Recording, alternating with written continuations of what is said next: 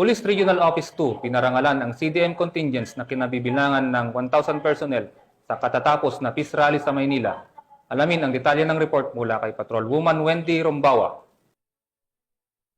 Ngayong umaga ng Police Regional Office 2 ang may 1,000 miyembro ng Civil Disturbance Management Contingent matapos ang matagumpay nilang pagharap sa Peace Rally for Transparency, Accountability and Justice na ginanap sa Maynila.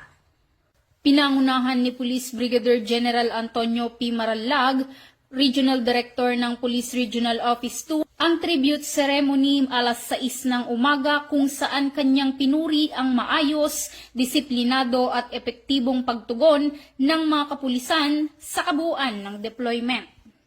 Ayon kay Police Brigadier General Marallag, ipinamalas ng Civil Disturbance Management Contingent ang mataas na maximum tolerance at paggalang sa mga relihista, isang susi sa nanatiling mapayapang daloy ng pagtitipon. Dagdag pa niya, ang tagumpay ng operasyon ay refleksyon ng mataas na moral at dedikasyon ng kapulisan ng Rehiyon 2.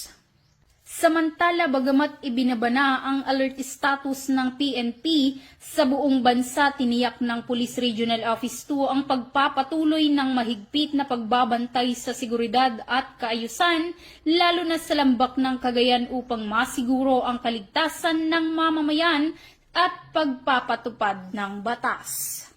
Mula dito sa lambak ng Cagayan, ako ang inyong Police News Network Correspondent, Patrolwoman Wendy Rombawa, alagad ng batas, tagataguyod ng balitang pulis.